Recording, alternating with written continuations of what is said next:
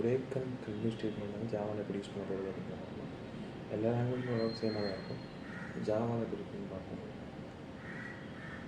Break keyword exit or terminate the loop like for loop, for do while or while loop in Java.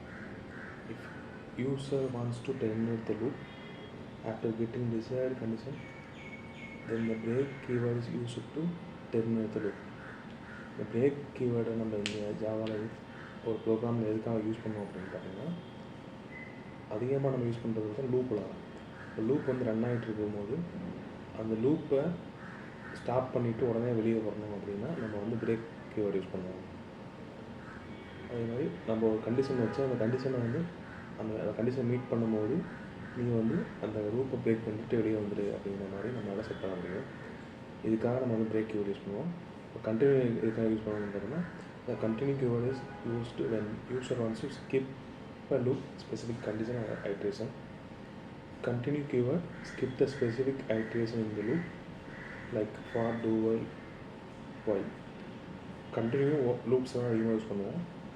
இப்போ இந்த continue keyword எதுக்கு எந்த இடத்துல அதிகமாக use பண்ணுவோம் பார்த்தீங்கன்னா, இப்போ ஒரு லூப் ரன் ஆகிட்டுருக்கு அப்படின்னா அந்த லூப்பில் வந்து ஒரு ஸ்பெசிஃபிக் ஐட்ரேஷனை மட்டும் நம்ம வந்து ஸ்கிப் பண்ணிவிட்டு போகணும். ஒரு ஸ்பெசிஃபிக் ஸ்டெப்பை மட்டும் நம்ம ஸ்கிப் பண்ணிவிட்டு மறுபடியும் அந்த லூப்பை கண்டினியூ பண்ணணும் அப்படின்னா நம்ம வந்து கண்டினியூ கீவேர்டு யூஸ் பண்ணுவோம். இந்த லூப் இந்த பிரேக்கும் கண்டினியூ எப்படி எக்ஸிக்யூட் ஆகுதுங்கிறத பார்ப்போம். இது வந்து இந்த ஃப்ளோ டயக்ராம் மாதிரி.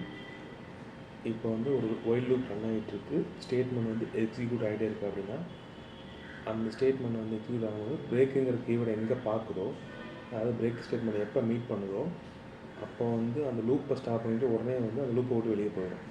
எந்த லூப்பில் அந்த பிரேக் ஸ்டேட்மெண்ட் இருக்கோ அந்த லூப்பை விட்டு ஸ்டாப் பண்ணிவிட்டு டெர்மினேட் பண்ணிவிட்டு வெளியே போயிடும். அதாவது எக்ஸிட் ஆகி வெளியே போயிடும். இதுதான் வந்து பிரேக்கோட வேலை. கண்டினியூ என்ன பண்ணணும் பார்த்தீங்கன்னா, இப்போ வந்து ஒரு லூப் ரன் ஆகிட்டே இருக்குது, அதுக்குள்ளே ஸ்டேட்மெண்ட்லாம் ப்ராசஸ் ஆகிட்டே இருக்குது அப்படின்னா இப்போ கண்டினியூங்கிற ஸ்டேட்மெண்ட் எங்கே மீட் பண்ணுதோ மீட் பண்ண உடனேவும் அந்த அது ஒரு ஸ்பெசிஃபிக் கண்டிஷன் நம்ம வச்சுருக்கோம். இல்லைனா கண்டினியூ நம்ம நார்மலாகவே கண்டினியூ யூஸ் பண்ணிக்கலாம். அது என்ன பண்ணணும்னா அந்த எந்த ஐட்ரேஷனில் ரன் ஆகிட்டு இருக்கோ, அதாவது இப்போ அந்த கண்டினியூ ஸ்டேட்மெண்ட் வந்து ரன் ஆகி எந்த ஸ்டெப்பில் அது இருக்கோ அந்த ஸ்டெப்பை மட்டும் ஸ்கிப் பண்ணிவிட்டு மறுபடியும் அந்த லூப் ஸ்டாப் ஆன இடத்துக்கே அந்த கண்டினியூ வந்து கொண்டு போய் விட்டுரும். மறுபடியும் அந்த லூப் வந்து ரன் ஆகிட்டுருக்கும்.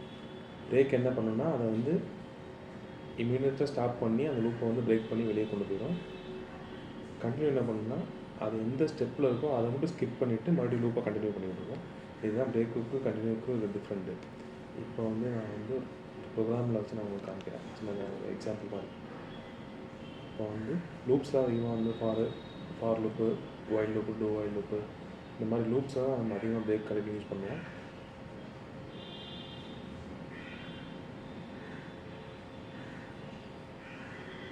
இப்போ வந்து நான் வந்து பிரேக்கை பற்றி பார்ப்போம். நான் வந்து ஒரு சின்னதாக ஒரு சிம்பிள் ப்ரோக்ராம் வந்து n நம்பர்ஸ் பிரிண்ட் பண்ணுற மாதிரி ப்ரோக்ராம். அதாவது integer i = 0, i less than 10 வரைக்கும் வச்சுக்கலாம், i ++ 1 வச்சிடலாம். அப்போ தான் கொஞ்சம் ஈஸியாக இருக்கும்.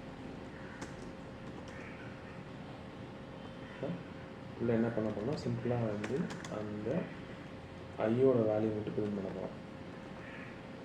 இது வந்து சிம்பிள் ஃபார் லூப்பு. நான் வந்து லைன் பை 1 by 1 பிரிண்ட் பண்ணாமல் பக்கத்துலேயும் கொஞ்சம் ஸ்பேஸ் எடுத்து பிரிண்ட் பண்ணிக்கிறேன். அதனால் வந்து பிரிண்ட் வர பிரிண்ட் யூஸ் பண்ணிக்கிறேன். இப்போ நம்ம ரன் பண்ணோம் அப்படின்னா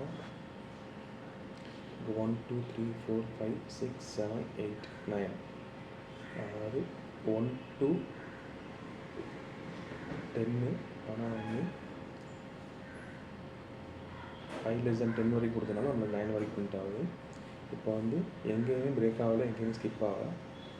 இது வந்து இது வந்து ஜென்ரலாக பிரிண்ட் பண்ணுறது. இதுவே எனக்கு வந்து 5 வந்தோடனே ஸ்டாப் பண்ணிவிட்டு அந்த லூப்பை அப்படின்னா நம்ம என்ன பண்ணணும் அப்படின்னா, இந்த இடத்துல நம்ம வந்து ஒரு சின்னதாக ஒரு கண்டிஷன் கொடுப்போம். கண்டிஷனில் if i is equal to double equal to கொடுத்துருக்கோம். i is equal to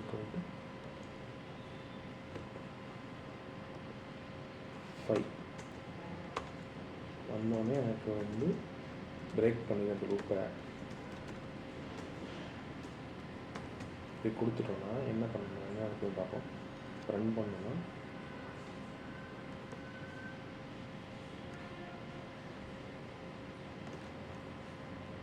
இங்கே என்ன நடந்திருக்குன்னா 1 2 3 4 5 வரும்போது அந்த ஸ்டெப்பில் கொண்டு வரும்போது 5க்காக உள்ளே போகும்போது i = 5 இருக்கிறனால நம்மளுக்கு வந்து டேக் பண்ணிச்சு. அதாவது i1ங்கிற 1 i < = 10ங்கிறப்ப நமக்கு வந்து 4 வரைக்கும் ரன் ஆகிட்டு i வந்து 5 இன்க்ரிமெண்ட் ஆனோடனே, அதாவது ஐயோட வேல்யூ 5 ஆனோடனேவும் இங்கே போய் கண்டிஷன் செக் பண்ணி i = 5 ஆனு i வந்து 5ங்கிறதுனால இது பிரேக் கொடுத்துருக்கிறதுனால அந்த லூப்பை வந்து ஸ்டாப் பண்ணிவிட்டு உடனே எக்ஸிட்டாக வெளியே வந்துடுச்சு. இதுக்கு தான் நம்ம வந்து பிரேக் யூஸ் பண்ணோம். இதுவே வந்து எனக்கு வந்து 5 வந்தோடனே உங்களுக்கு வந்து ஸ்டாப் பண்ண வேணாம், அதாவது அந்த லூப்பை பிரேக் பண்ண வேணாம், அந்த 5 மட்டும் ஸ்கிப் பண்ணிடு, மற்றதெல்லாம் நீ மறுபடியும் எப்பயும் போல் ரன் பண்ணு அப்படிங்கிற நம்ம யூஸ் சொல்லணும்னா கண்டினியூ கீவேர்டை நம்ம யூஸ் பண்ணணும். இப்போ நீங்கள் கண்டினியூ கொடுத்துட்டோன்னா எப்போ வந்து i வந்து 5 மீட் பண்ணுதோ அப்போ மட்டும் அந்த ஸ்டெப்பை மட்டும் நம்மளுக்கு வந்து ஸ்கிப் பண்ணிடும்.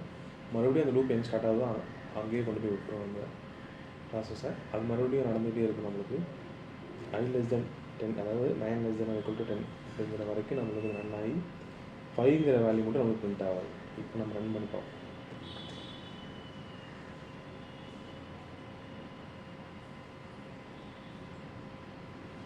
நம்ம ரன் பண்ணோன்னா 1 2 3 4 5 மட்டும் தான்.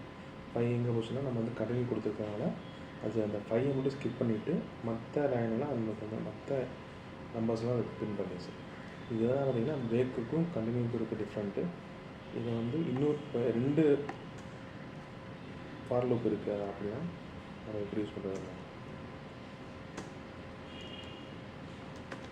நம்ம இந்த பேட்டர்ன் பில்டிங்லலாம் வந்து மல்டிபிள் லூப்ஸ் யூஸ் பண்ணுவோம். அதாவது நெஸ்டட் லூப் மாதிரி யூஸ் பண்ணுவோம்.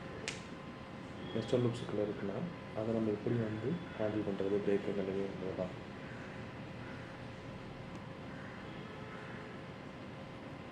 ஃபார் இன்டிஜர் i = 0, i < 5 வரை வச்சுக்கலாம். சிம்பிளாக காமிக்கிறாரு i++. அதே மாதிரி இன்னொரு நெஸ்டட் லூப், இது வந்து 2 லூப் சொல்லக்கூடாது, நெஸ்டட் லூப்ஸ்னு சொல்லணும். இன்டிஜர் j = 0, j < 5, j++ இப்படி இருக்குது. இப்போ வந்து இந்த இன்சைடு இது வந்து அவுட்டர் லூப்பு, இது வந்து இன்னர் லூப்பு.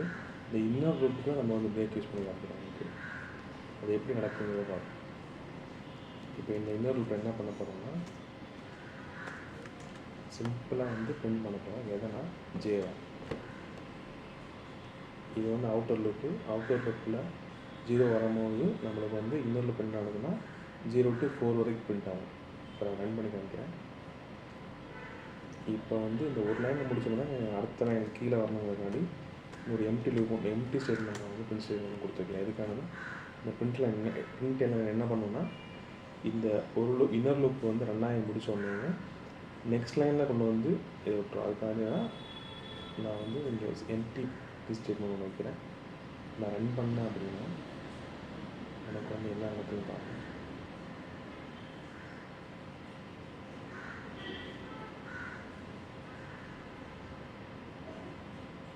இங்கே வந்து பிரிண்ட் எல்லாம் கொடுக்கக்கூடாது, பிரிண்ட் கொடுக்கணும். அதாவது ஸ்பேஸ் கொடுக்கணும்னு வச்சுக்கோம், நீட்டாக காமிக்கிற மாதிரி. இங்கே பிரிண்ட் எல்லாம் கொடுத்தோம்னா நெக்ஸ்ட் லைன் அடுத்த லைன் போயிட்டு இருப்பாங்க. பிரிண்ட்டுன்னு மட்டும் கொடுக்குறேன்.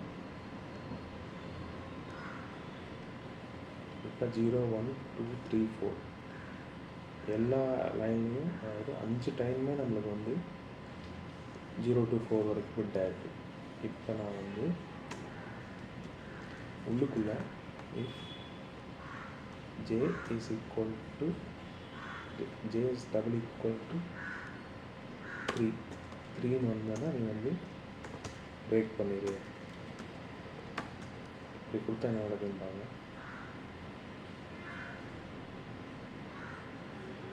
இப்படி கொடுக்கும்போது மொத்தம் வெளியே வரல. இது வந்து நம்ம பிரேக்கை வந்து இன்னர் லூப்பில் தான் கொடுத்துருக்கோம். அதனால் வந்து ஜே வந்து 3 மீட் பண்ணும்போது அந்த இன்னர் லூப்பை மட்டும் பிரேக் பண்ணி மறுபடியும் அவுட்டர் லூப்புக்கே வந்துச்சு. அதனால தான் இங்கே வந்து 0 1 2 3 ஜே மீட் பண்ணும்போது பிரேக் ஆகிட்டு மறுபடியும் ஐயோட வேல்யூ வந்து 1 இருக்கிறதுனால ஒன்றுக்குள்ளே வரும்போது 0 1 2 அப்படிங்கிற ரிப்பீட்டடாக வந்து நம்மளுக்கு வந்து ஐ பார்த்தீங்கன்னா நம்மளுக்கு 0 to 5 டைம்ஸ், அதாவது 5 1 2 3 4 5 டைம்ஸ் கொண்டே இருக்குது. ஆனால் ஜே வந்து என்னோட இன்னொரு லூப் என்ன இருக்குன்னா நம்மளுக்கு வந்து 3 வந்தோடனே ஸ்டாப் பண்ணிவிட்டு மறுபடியும் அவுட்டர் லூப் மட்டும் நம்மளுக்கு ஆகுது. இதுதான் வந்து பார்த்திங்கன்னா பிரேக், நெஸ்டட் லூப்ஸில் எப்படி பிரேக் யூஸ் பண்ணுறது அப்படின்றது. கண்டினியூ வந்து சிமிலர் தான். இப்போ நான் வந்து J is equal to double equal to 3 கொடுத்துருக்கேன். அங்கே வந்து கண்டினியூ யூஸ் பண்ணாங்க அப்படின்னா ஃபஸ்ட்டு பிரேக் கொடுத்தனால இது வந்து அந்த இன்னொரு லூப்பை பிரேக் பண்ணிவிட்டு வெளியே வந்து அவுட்டர் லூப்பில் போயிட்டு இருந்துச்சு. இப்போ கண்டினியூ கொடுத்து காமிக்கிறேன்.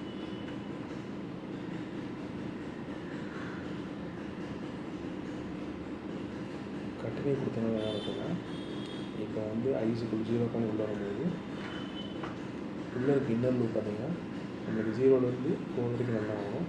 அப்படி ரன் ஆகிட்டு இருக்கும்போது என்ன இருக்குன்னா 0 1 2 3 வந்தோடனேவும் அதை ஸ்கிப் பண்ணிவிட்டு மறுபடியும் இன்னொரு லூப் எங்கே ஸ்டார்ட் ஆச்சோ அங்கே போயிட்டு மறுபடியும் 4க்கான வேலையை பண்ணிகிட்ருக்கு. இதுதான் பார்த்திங்கன்னா கண்டினியூவோட வேலை. பிரேக் வந்து அந்த இன்னொரு லூப்பை பிரேக் பண்ணி வெளியே வந்துச்சு. ஆனால் கண்டினியூ வந்து அந்த கண்டிஷன் மட்டும் எப்போ மீட் பண்ணதோ அப்போ மட்டும் ஸ்கிப் பண்ணிவிட்டு மறுபடியும் அந்த இன்னொரு லூப்பே ரன் பண்ணும். இதுதான் break loop continue loop different nested loops. இதே மாதிரி மற்ற லூப்லேயும் நீங்கள் ட்ரை பண்ணி பாருங்கள். அதெல்லாம் பிரேக்கும் கண்டினியூவும் சிம்பிள் தான்.